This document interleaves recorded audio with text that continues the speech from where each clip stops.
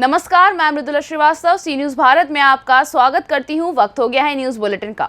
Bulletin में खबरों को शुरू करेंगे और जानेंगे कहां छापेमारी कर विभिन्न कांडों के 4 अभियुक्तों को किया गया गिरफ्तार और कहां किसान नेता ने निकाला उपचुनाव पर नाराजगी का अनोखा तरीका। साथ ही जानेंगे कहां गंदगी और भ्रष्टाचार के खिलाफ आम आदमी पार्टी ने नगर पंचायत में निकाली पदयात्रा। ऐसी ही तमाम खबरों पर आइए विस्तार से करते हैं चर्चा। खबर पश्चिम चंपारण के बेतिया से है, जहां मझौलिया से पुलिस ने थाना क्षेत्र के विभिन्न पंचायतों में छापेमारी कर विभिन्न कांडों के 4 अभियुक्तों को शनिवार की देर रात्रि गिरफ्तार कर लिया है। गिरफ्तार अभियुक्तों को जेल भेज दिया है। विशेष रेड छापेमारी में कुल 4 व्यक्तियों को पकड़ा गया है, जिसमें एक लाल बाबू पासवान बहुअरवा निवासी को 4 लीटर देसी शराब के साथ पकड़ा गया है। एक व्यक्ति शराब पीने में पकड़ा गया है, एक दहेज के मामले में और एक धारा 307 के मामले में पकड़े गए हैं। चारों को न्यायिक हिरासत में भेजा जा रहा है। बेतिया से सी न्यूज़ संवाददाता विनोद कुमार की रिपोर्ट। खबर पश्चिम चंपारण के बेतिया से है, जहां नरकटियागंज की बेटी गुनगुन वर्मा ने पंजाब में अपना परचम लहराया। दरअसल 9वीं कक्षा की छात्रा गुनगुन है। पंजाब के एक टीवी प्रोग्राम किसमें कितना है दम के ग्रैंड फिनाले में परचम लहराकर पूरे बिहार समेत पश्चिम चंपारण का नाम गौरवान्वित किया है। ग्रैंड फिनाले में बेहतर परफॉर्मेंस करते हुए ट्रॉफी पर कब्जा जमाया। परिवार समेत नगरवासियों में हर्ष का माहौल है। परिजनों ने मिठाई खिलाकर छात्रा को बधाई व शुभकामना दी है। पंजाब का एक शो है किसमें कितना है दम, उसका पता मुझे ऑनलाइन चला। फिर मैंने ऑनलाइन ऑडिशन फाइट किया और फिनाले के लिए मैं वहां गई थी और उसमें मैं जीत के आई हूं। इस शो के लिए मुझे प्रेरणा देने वाले टीपी वर्मा कॉलेज के पुस्तकालय अध्यक्ष आदित्य स्वरूप है और हमारी जो माननीय विधायक हैं रश्मि वर्मा मैम, उन्होंने मुझे पेरेंट्स के रूप में और टीचर के रूप में मुझे गाइडलाइन दिया। मैं इन सबका धन्यवाद देना चाहती हूँ और मेरे मम्मी पापा, मेरे दादा दादी, मेरी बहन, इन सब के सपोर्ट से मैं यहाँ तक आई हूँ और मैं चाहती हूँ कि इन सबका प्यार और आशीर्वाद मुझे मिले और मैं आगे भी बिहार का नाम रोशन करूँ। बेतिया से सी न्यूज़ संवाददाता विनोद कुमार की रिपोर्ट। खबर गोंडा जनपद से है, जहां पर इटियाथो के बेंदुली श्री स्वामी सर्वदानंद बालिका विद्यालय के प्रांगण में श्री राम कथा का दूसरा दिन। कथा का प्रसंग शिव महापुराण कथा व्यासपीठ से कथावाचक परम पूज्य विजय कौशल महाराज के जन्म के दाता, माता पिता कर्म के दाता, गुरु कथा सुनने के लिए पंडाल में भक्तों की भारी भीड़ उमड़ी। गोंडा से सी न्यूज़ संवाददाता कल्पराम त्रिपाठी की रिपोर्ट। उत्तर प्रदेश के जनपद रामपुर में कई दशकों से आजम खान और उनकी सियासत का दबदबा रहा है। यही कारण है कि वह 10 मर्तबा शहर विधानसभा सीट से विधायक रह चुके हैं और विधायक रहते हुए 2019 में लोकसभा का चुनाव जीता। तब से अब तक यहां पर लगभग 3 बार उपचुनाव हो चुके हैं और एक बार फिर उपचुनाव को लेकर चुनाव आयोग की ओर से तारीख मुकर्रर कर दी गई है। ऐसे में कुछ किसान नेताओं ने उपचुनाव को लेकर अनोखे अंदाज में अपनी नाराजगी व्यक्त की है। मौलाना, रामपुर का नाम बदलकर उपचुनाव नगर रखा, क्या वजह है? सर ये इसलिए रखा है कि बार बार चुनाव हो रहे हैं और ये चौथा चुनाव है अब ये उपचुनाव। तो ये क्यों हो रहे हैं ये चुनाव नहीं कराना चाहिए बार बार। इससे जनता की जो है कमर टूट रही है और जो है बेरोज़गारी इतनी फैली हुई है कि बेहिसाब फैली हुई है। आदमी बहुत ज़्यादा परेशान है इससे। तो ये चुनाव ना करा के जो है अगर सरकार जो है इस पर बेरोज़गारी पे ध्यान दे तो ज़्यादा अच्छा है सरकार। ये बार बार उपचुनाव की वजह कौन है? बार बार उपचुनाव की वजह जो है नेता भी हैं और फिर ये सरकार भी है इसकी वजह। अच्छा जी, तो क्या कहना चाहेंगे हमारे चैनल के माध्यम से सरकार से इस उपचुनाव को लेकर? हम ये कहना चाहते हैं अगर वो उनके ख़ानदान से, आजम खान साहब के ख़ानदान से अगर कोई खड़ा होता है तो उन्हें ना खड़ा करा जाए। फिर आप उन पर कोई ना कोई केस लगा के फिर उन्हें जो है फिर उपचुनाव कराएंगे आप। तो इससे ये है कोई अच्छा व्यक्ति हो तो उसे खड़ा करा जाए। सवाल क्या पूछे? रामपुर का नाम उपचुनाव नगर रख दिया, बड़ा सा फ्लेक्स लगाया है, तो अच्छा रहेगा सर। क्या वजह है? अच्छा है ना। क्या रामपुर का नाम क्यों बदला गया? सरकार के चलते बदला गया है। सरकार की कमियां है तो बदल रही है तो अच्छा रहेगा। उपचुनाव अगर नाम रखा गया है तो बहुत अच्छा रखा गया है। किस वजह से, वो क्यों रखा नाम, वो वजह बताइए आप। सरकार की वजह से। सरकार की वजह से कि बार बार जब 2 महीने में 4 महीने में उपचुनाव होगा और सर ने बताया कि 4 महीने पे 2 महीने पे चौथा बार उपचुनाव हो चुका है। तो बार बार जब उपचुनाव होता रहेगा तो सही बात है कि रामपुर में विकास होगा नहीं। जो भी विकास हुआ इसके पहले हुआ है। अभी मान लीजिए जब खाली उपचुनाव होता रहेगा जनता इसी में परेशान रहेगा। जनता जिसको चुन रही है 5 साल के लिए चुन रही है कि 5 साल हमारा विकास करके देंगे रामपुर के लिए, अगर मान लीजिए इसी पर नहीं उतर रहे हैं हम लोग, तो बार बार उपचुनाव हो रहा है तो मान लीजिए विकास तो होगा नहीं। चुनाव रहते हो जाएगा, 5 साल निकल जाएगा, समय कुछ होगा नहीं। 5 साल रामपुर का जनता का हर चीज़ का समस्या उठाना पड़ेगा, विकास भी नहीं होगा। आप क्या मानते हो, उपचुनाव होना गलत है?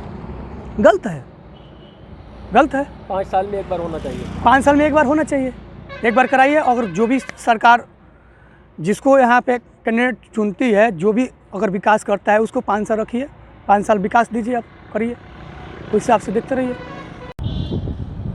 जी उस्मान भाई, आपने रामपुर का नाम बदलकर उपचुनाव नगर क्यों रखा?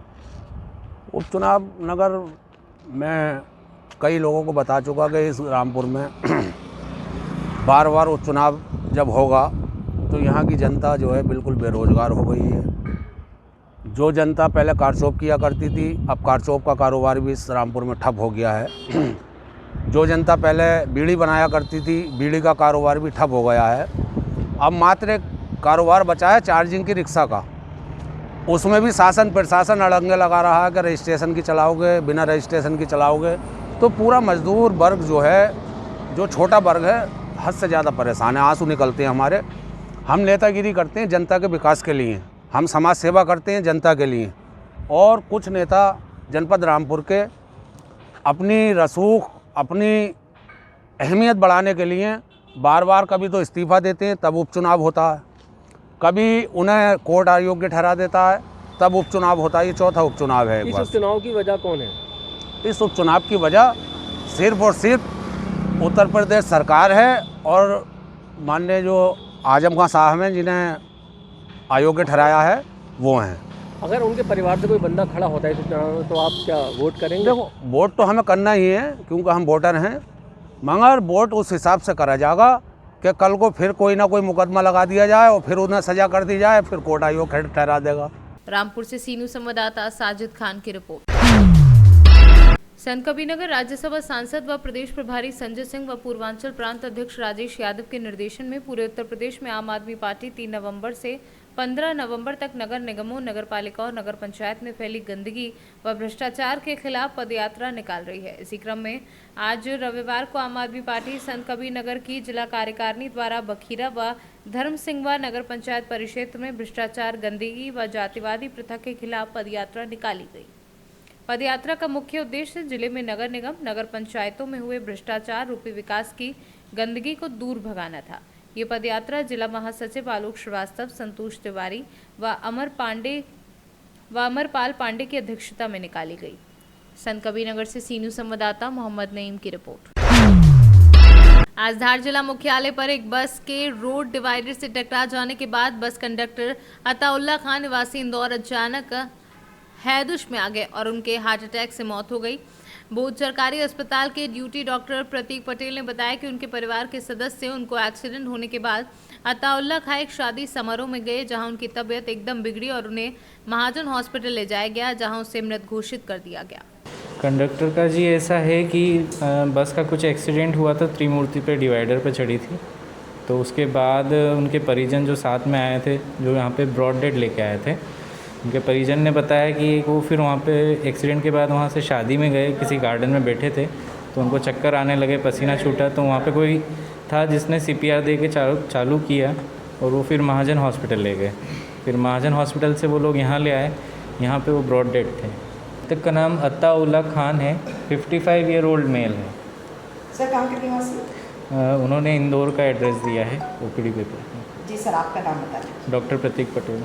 धार से सी न्यूज़ संवाददाता प्रकाश जोशी की रिपोर्ट।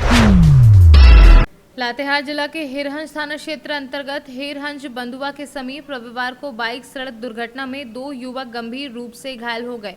घटना के बाद आसपास के ग्रामीणों ने घायल दोनों युवक को बालूमाथ सामुदायिक स्वास्थ्य केंद्र लाए, जहां पर चिकित्सक सुरेश राम व MPW गुलाम कुरैशी के द्वारा प्राथमिक उपचार किया गया। वहीं स्थिति को गंभीर देखते हुए चिकित्सक के द्वारा दोनों घायल युवक को बेहतर उपचार के लिए रांची रिम्स रेफर किया।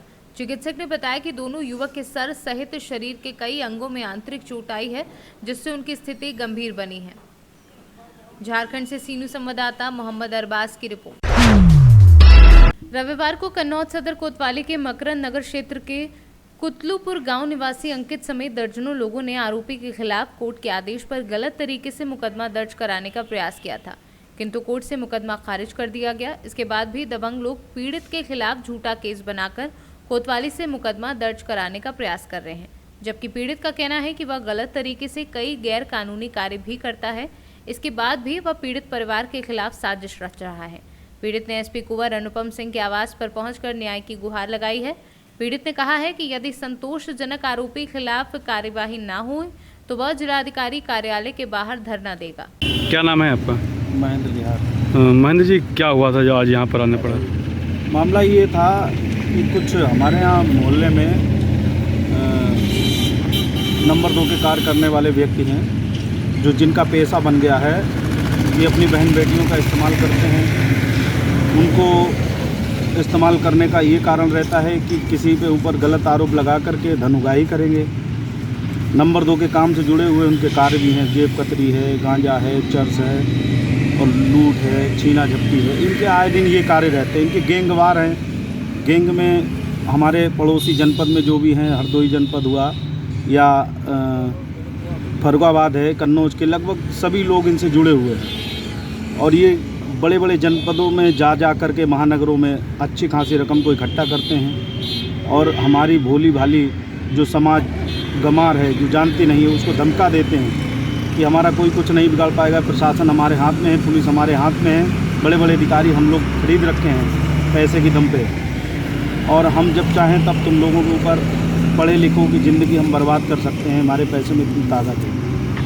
तो क्या आपके साथ क्या घटना घटी? हमारे साथ घटना ये हुई है कि हमारे परिवार में लगभग सभी बच्चे पढ़े लिखे हैं, पढ़ाई का कार्य करते हैं। हम लोग विश्वास रखते हैं कि शिक्षा पर, और उन बच्चों पर उन्होंने अनर्गल आरोप ये बनाया है कि हम अपनी बेटी का इस्तेमाल किया है कि उनके ऊपर पास्को एक्ट की कार्रवाई करवाएं, जिसमें हमारे माननीय न्यायालय ने बड़ी संतोषजनक कार्रवाई करते हुए उनकी कार्रवाई को खारिज किया है। दोबारा उन्होंने फिर प्रयास किया है, थाने में एप्लीकेशन दी है उसी पर कार्रवाई के लिए। तो हम अपने महोदय पुलिस अधीक्षक कन्नौज के पास आए थे अपनी शिकायत को अवगत कराने। ऐसे जो भी व्यक्ति हैं, समाज के दूषित व्यक्ति जो आए दिन अपने पेशा बनाए रखे हैं इस चीज़ का, इनके ऊपर कड़ी से कड़ी कार्रवाई प्रशासन करे। क्या आश्वासन मिला आपको अंदर से? अभी तो फिलहाल महोदय से कोई बात नहीं हुई है, लेकिन प्रयास करेंगे कि हम कल फिर मिलेंगे। कन्नौज प्रशासन और यहाँ से भी नहीं हमें संतोषजनक कोई कार्रवाई का आश्वासन मिलता है तो हम सामूहिक धरना स्थल करेंगे डीएम ऑफिस के बाहर। जब वहाँ से भी हमें कोई कार्रवाई का आश्वासन नहीं मिलता है और कार्रवाई नहीं होती है तो हम आगे कार्रवाई के लिए माननीय योगी जी से मिलेंगे जाके। मामला कहाँ का है? मामला हमारे मकरंद नगर पुलिस चौकी का है, जनपद कन्नौज, थाना कोतवाली कन्नौज। आज आप लोग कहाँ पर आए थे? हम लोग पुलिस अधीक्षक आवास पर आए थे साहब से अपनी समस्या को अवगत कराने। जो भी युवा हमारे पढ़े लिखे हैं, हम एक भविष्य का नया तलाश कर रहे हैं। बच्चों का ये अरमान है कि हम नौकरी सर्विस करेंगे और वो ये चाहते हैं कि नंबर 2 का काम हम करते हैं, इसी लाइन में ये लोग भी आ जाएं। कन्नौज से सीनू संवाददाता शिबू सैनी की रिपोर्ट। थाना घाटमपुर पतारा चौकी ग्राम बरनाव में मारपीट का वीडियो वायरल हुआ, जिसमें पुलिस जांच कर रही है। जो अपराधी पाया जाएगा उसको आवश्यक दंड दिया जाएगा। थाना क्षेत्र घाटमपुर के पतारा चौकी क्षेत्र में एक मारपीट का वीडियो आज सामने आया था, जिसमें जांच कर मुकदमा पंजीकृत किया गया है। अन्य आवश्यक विधिक कार्रवाई की जा रही है। कानपुर देहात से सीनू संवाददाता बजरंग प्रसाद तिवारी की रिपोर्ट। खबर रायबरेली जिले के आधुनिक रेल डिब्बा कारखाना से है, जहां 43वें अखिल भारतीय महिला वॉलीबॉल चैंपियनशिप 2022 का शुभारंभ किया गया। इस कार्यक्रम का शुभारंभ आरेडिका के महाप्रबंधक ब्रजमोहन अग्रवाल की गरिमामयी उपस्थिति में हुआ। इस अवसर पर आरेडिका के महाप्रबंधक ने अपने मुख्य अतिथि उद्बोधन में कहा कि खेलना हम सबकी प्रकृति है। खेल न केवल हमें शारीरिक एवं मानसिक रूप से स्वस्थ रखते हैं, बल्कि हमें एक सजग और अनुशासित नागरिक भी बनाते हैं। इसी क्रम में आरेडिका के खेलकूद संघ के अध्यक्ष एसके कटियार ने बताया कि इस चैंपियनशिप में 8 जोनल रेलवे और उत्पादन इकाइयों ने लगभग 150 महिला खिलाड़ी प्रतिभाग करी हैं। इस प्रतियोगिता का आयोजन 12 नवंबर से 16 नवंबर तक किया जाएगा। इस अवसर पर पद्मश्री सुधा सिंह और रेलवे बोर्ड के सम्मानित अधिकारी गण मौजूद रहे।